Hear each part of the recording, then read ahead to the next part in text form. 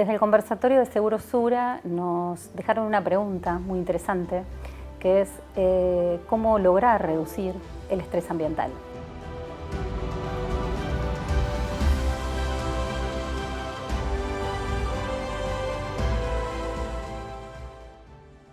Hola, soy Fernanda de Argentina, soy ingeniera agrónoma.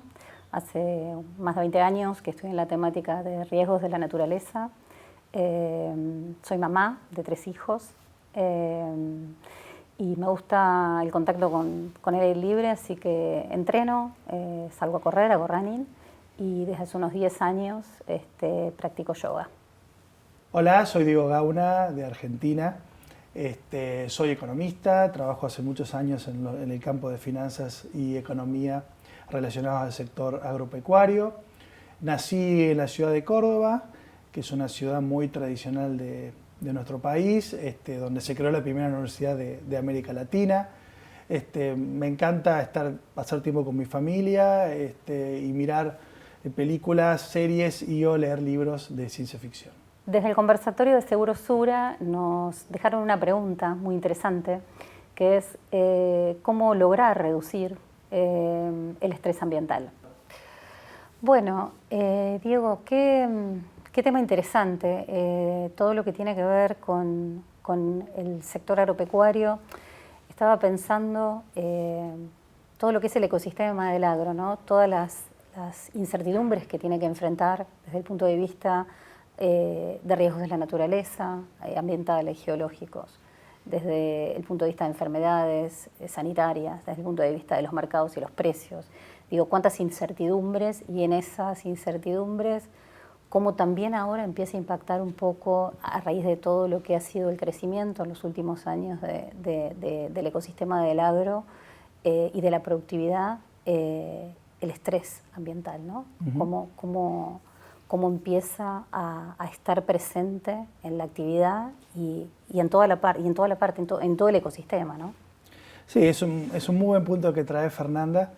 A ver, la relación entre hombre y naturaleza ha existido desde siempre, o sea que la relación entre producción y ambiente existe desde el momento que el ser humano comienza a producir y a utilizar técnicas modernas para alimentar a una población creciente. O sea que esa relación entre producción y ambiente es desde siempre, ¿sí?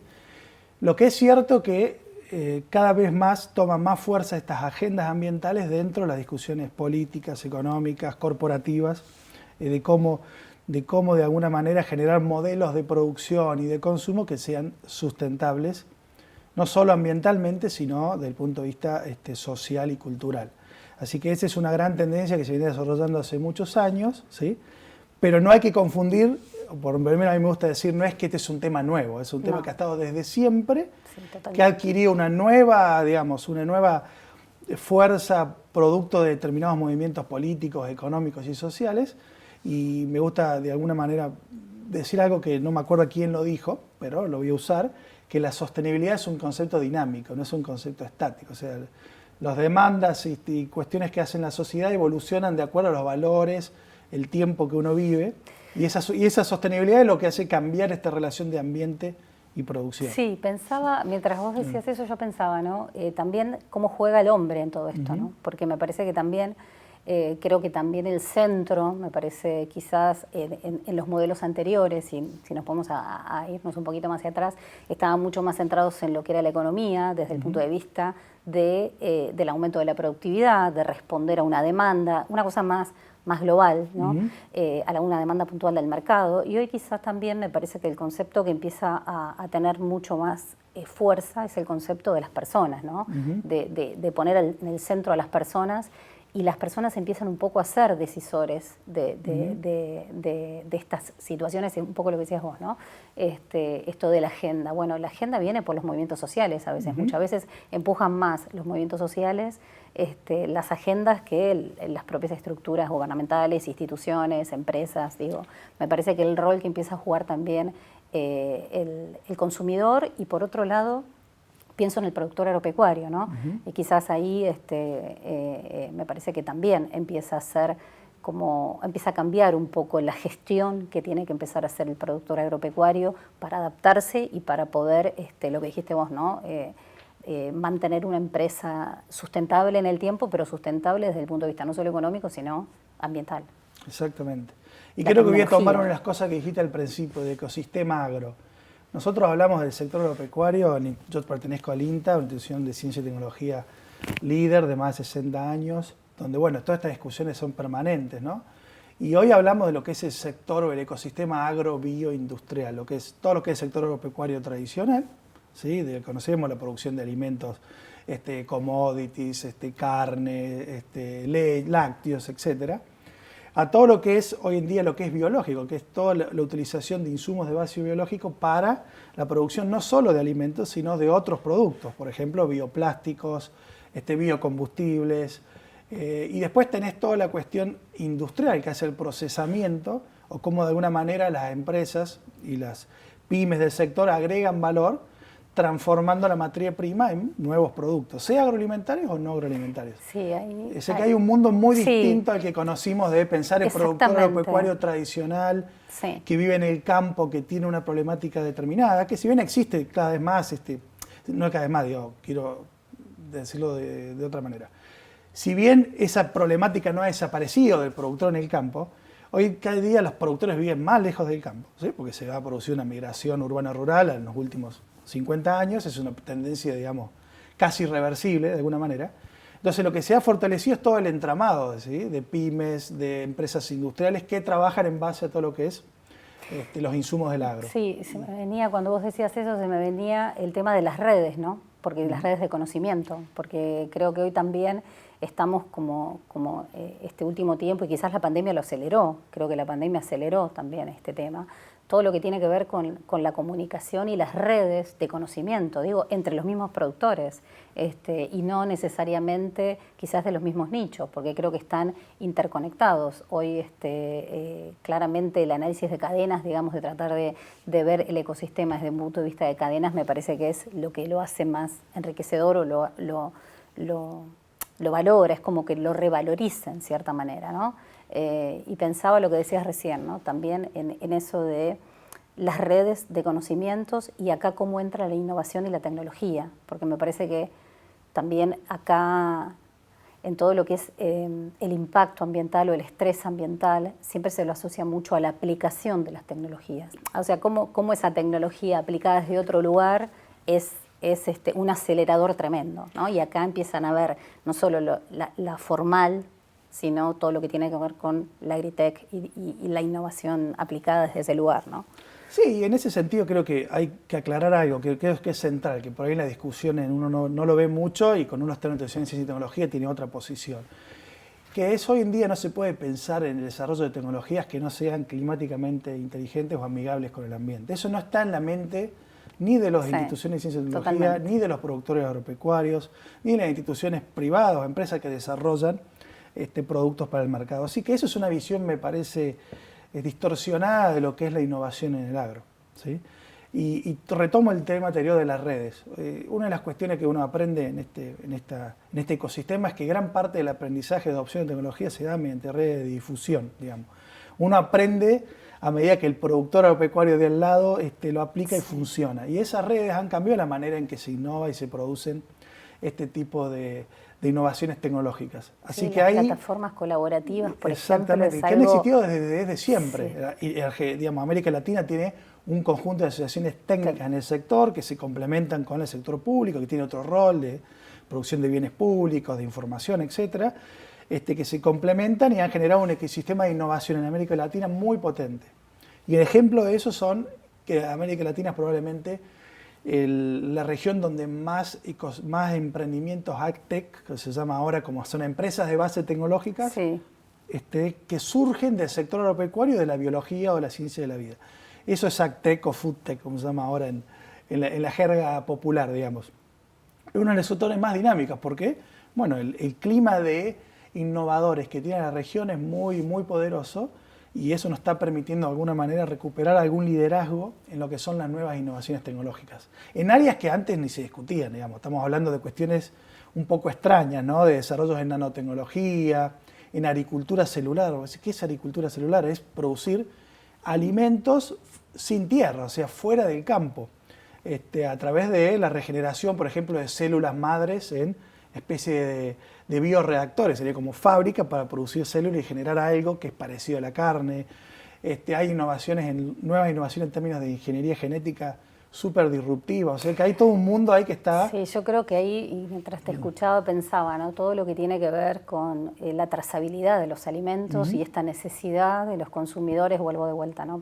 Al consumidor y a la persona, pero esta necesidad de los consumidores de querer saber qué estamos comiendo, de dónde viene, cómo se produjo. Bueno, eso me parece que claramente habla de lo que vos Y ya hay decías, ejemplos, ¿no? ya hay ejemplos Totalmente. de empresas Sí. multinacionales que ya han desarrollado esquemas de trazabilidad, donde puede Exacto. con un QR, Exacto. con su Podés celular, saber ver de dónde viene ese dónde fue producto, dónde fue producida, producido, exacto. cuánto se le pagó a cada eslabón, tener como se dice, un registro de todo el Sí, proceso. sí, Porque también en exactamente. eso es muy importante remarcarlo, que hay todo un gran movimiento en lo que es innovación de procesos. O sea, no todo es nueva tecnología que se asocie más al futurismo, sino también en mejor manera de hacer las cosas de las que hacíamos siempre. Y ahí se rescatan algunas cuestiones más, llamémosle ancestrales, procesos más centrales, pero que existieron desde siempre, como es la agricultura de conservación, la agricultura por ambiente. Vos sos ingeniera agrónoma Te iba a decir, y habrás se me estudiado vino esos cuando- temas en los 70, en los 80. Sí, me vino eso cuando decías. Ahora se les llama agricultura regenerativa.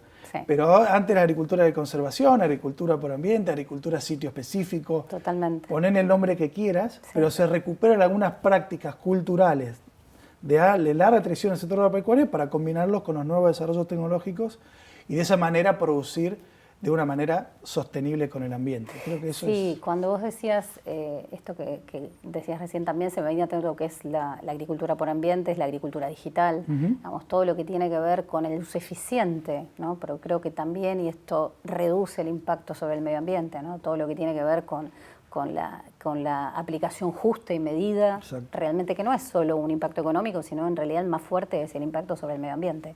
Claro, Creo que pero a eso su vez es, tiene que ser rentable para las empresas. Totalmente, hacerlo. O sea, totalmente. Por un lado, se ahorran insumos agroquímicos en particular para la producción y a su vez se genera un beneficio ambiental Sí, contribuye. reduciendo Sí. el impacto que tiene, Sí. que tiene esta actividad.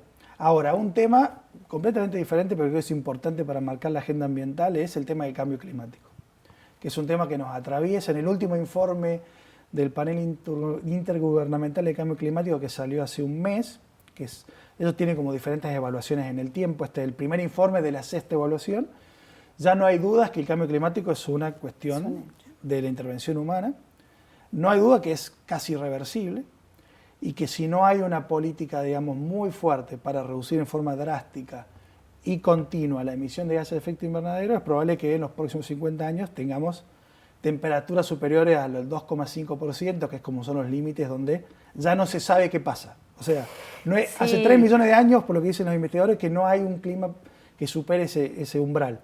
Todavía estamos a tiempo, pero son los escenarios más optimistas de algún tipo de... Yo creo que de alguna manera también estas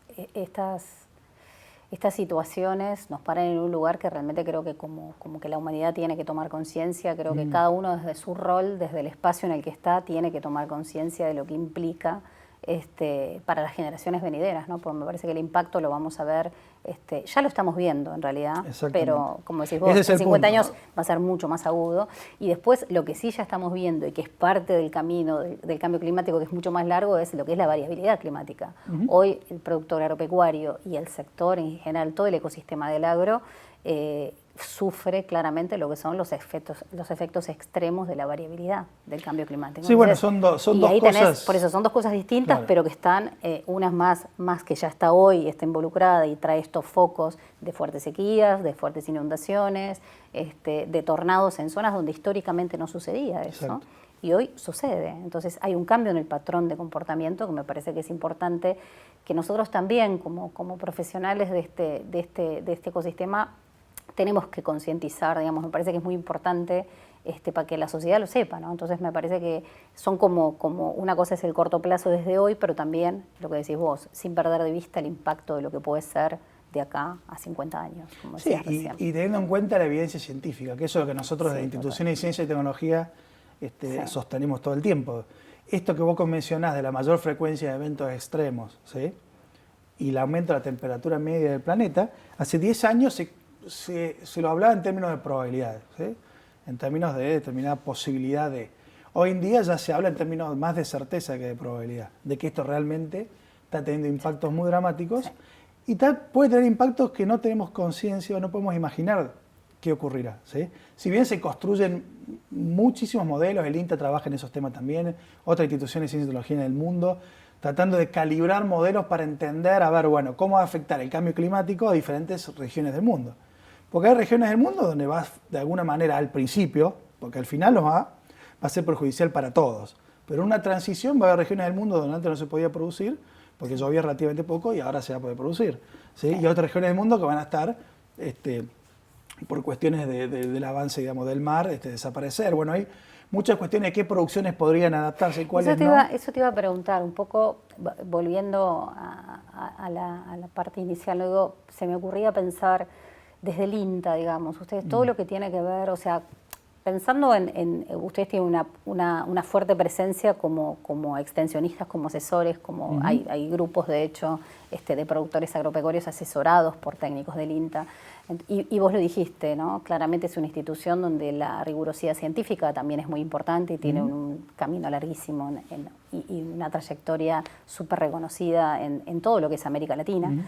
Entonces, así si te quería preguntar, ¿qué ves vos o cuáles podrían ser algunas herramientas que podrían de alguna manera, o qué políticas o qué herramientas ustedes están desde programas o quizás qué cosas podrían acompañar este proceso? Sí, ese es un tema central que es importante pensar que instituciones como el INTA, para el caso, por ejemplo, el equivalente de INTA en Francia se terminó fusionando con el ambiente, así una institución de ambiente, recursos naturales y de agropecuaria, y se terminaron fusionando por la dominancia que tiene esa agenda dentro de las instituciones, ¿no?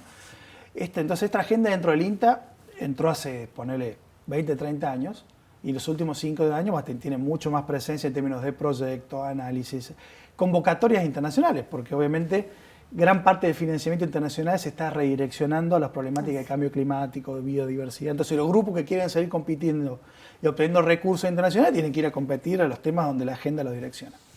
Así que el INTA está trabajando mucho en eso porque hay muchísimo para abordar, especialmente en un tema y traigo lo que vos mencionaste al principio de agricultura digital.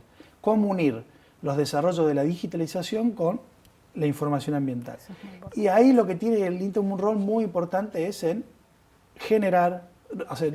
recolectar, generar, validar, modelar y testear la información para que después pueda ser utilizado para el sector privado u otros agentes económicos para generar nuevas innovaciones en términos de productos financieros, de productos comerciales, digamos. Hay toda una movida en Europa con este tema que me parece súper interesante traerlo a colación. No sé si vos lo sabés, seguramente te acordarás de que en su momento se hablaba de todavía existe, ¿no? Pero la importancia que tenía la política agrícola común en Europa para decir, bueno, tenemos que producir más alimentos, ¿sí? Porque esperábamos que la revolución agrícola no iba a ser de la manera que fue, es decir, el problema iba a ser la escasez de alimentos y entonces había que garantizar la producción, sostener a los productores agropecuarios y de esa manera íbamos a estar contribuyendo al bienestar rural. Ahora esa ecuación cambió y gran parte de lo que se está pensando a nivel internacional de financiamiento de actividades comerciales se está yendo a ver de qué manera podemos capturar los bienes y servicios ambientales que produce la agricultura. O sea, la agricultura es un bien privado, vos producís un commodity o producís un alimento, es un bien privado, pero esa producción tiene externalidades ambientales. En términos del uso del suelo, de la captura de carbono. Se me vino captura, cuando dijiste eso, lo primero que pensé fue captura de carbono. Paisaje. Tenés bonos. Exactamente, hay recursos financieros que están asociados a eso. Eso se está movilizando muchísimo, pero hay muchísimos desafíos técnicos, ¿no? Hay que, como digamos, diferenciar la movida y hype, que tiene todo tema, hype quiero decir la moda, que tiene todo tema en un momento, con la evidencia científica que te permite después construir instrumentos que sean sólidos. En ese sentido. Así que todo hoy en la discusión del financiamiento, del crédito, está diciendo, bueno, ¿de qué manera podemos apoyar los sectores, el sector público, que en general apoya al sector agropecuario, no para producir más alimentos, sino para producir alimentos que tengan determinados atributos de sostenibilidad ambiental? Es muy interesante lo que decís recién. En realidad, no no, estoy pensando como un modo de conclusión, pero vos decís, en realidad no es que necesitamos más alimentos, sino lo que tenemos que plantearnos es qué alimentos necesitamos, ¿no? Exactamente. Porque no todos, o sea, yendo a lo que vos decís, ¿no? No necesitamos cantidad de alimentos, o sea, necesitamos cantidad, pero en realidad necesitamos saber qué tipo de alimentos que sean amigables con el medio ambiente, por decirlo de una manera. En todo su proceso productivo sean amigables con el medio ambiente. Sí. Me parece que esa es la clave. Ahí es donde el sector público es fundamental, porque es un poco el acervo de información, como decías vos recién, lo tienen ustedes quizás, desde el resto de los actores del ecosistema. El tema es cómo ir coordinando de forma tal que esos procesos terminen entregando una solución o un producto que sea amigable con el medio ambiente, que sea pertinente a lo que necesite, obviamente, el productor agropecuario y, en definitiva, el consumidor, porque en la cadena va un poco de esa manera. Exactamente, ¿no? Por eso es muy importante esa cooperación público-privada, pero que es natural a medida que el sector público genere información de calidad, que genere estándares para integrar esa información. Los desafíos son enormes, esto no es un problema sencillo. Sí, ahí hay un desafío tremendo porque... ¿Cómo combinar la información meteorológica con la información económica, con la información de suelo? La agricultura es muy sitio específico, vos lo sabés muy bien, porque eso sí, ingeniero agrónoma. O sea que es complejo, pero es el camino, eso no hay un camino alternativo. Sí. Se va a ir mejorando, se va a ir trabajando y bueno, ahí creo que totalmente. Me encantó ese concepto que dijiste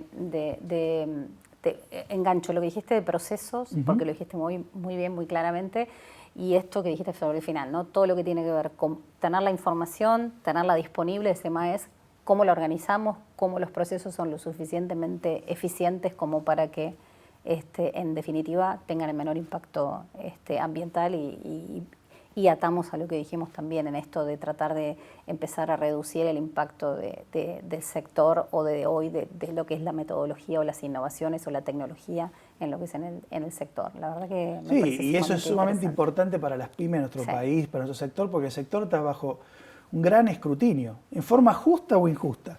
Pero digamos, toda la discusión internacional hoy en día ponen un gran peso en lo que es la solución al cambio climático a través de la agricultura, de cambiar los modelos de producción. Y bueno, hay un debate que da para largo. Sí, es un gran desafío para Latinoamérica. Exactamente, un gran desafío, un gran riesgo y una gran oportunidad. Sí. Pero lo que es cierto es que no es una cuestión ahora de las empresas o del sector de imagen corporativa, decir, bueno, nos conviene producir ambientalmente porque nos va a rendir X cantidad más de plata en el año porque vendemos más productos. No. De acá a 20 años va a ser una cuestión de supervivencia. O producir de una determinada manera o no va a poder producir y vender en determinados mercados. Las buenas prácticas son como ya hoy... Van a ser... es un paso más casi inevitable, digamos. Sobre todo si querés seguir siendo competitivo y líder agroalimentario.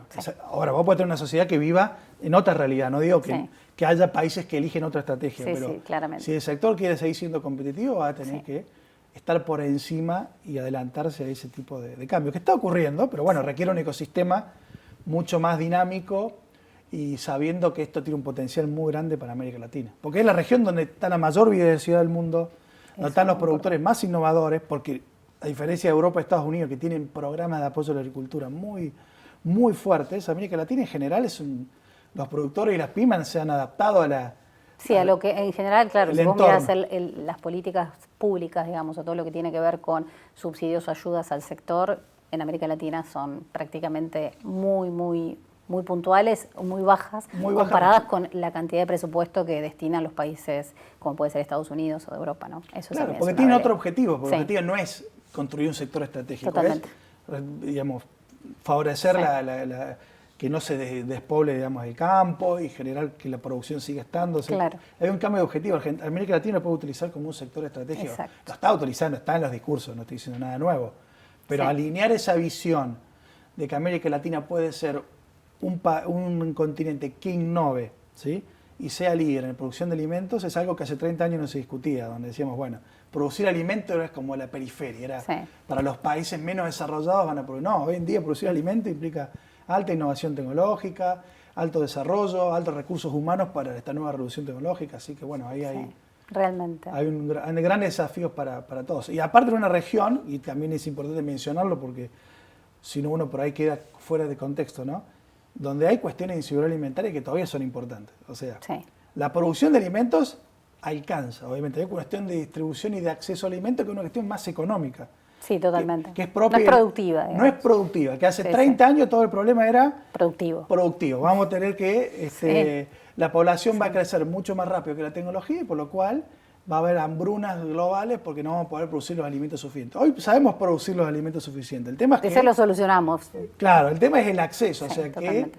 cómo Eso podemos todo. que esos Sí. lleguen a toda la mayoría de los latinoamericanos que tengan ingresos suficientes para poder Acceder. acceder a esos alimentos. Sí. Bueno, Diego, la verdad que te agradecemos muchísimo esta charla, sumamente enriquecedora y me encantó compartir con vos este espacio. Así No, que, muchas gracias a vos, me encantó la charla. Bueno, en otro momento la seguimos. Sí, por supuesto. La conversación no terminó. Le preguntaremos a Gina Jiménez, de República Dominicana, cómo está cambiando el turismo en la región.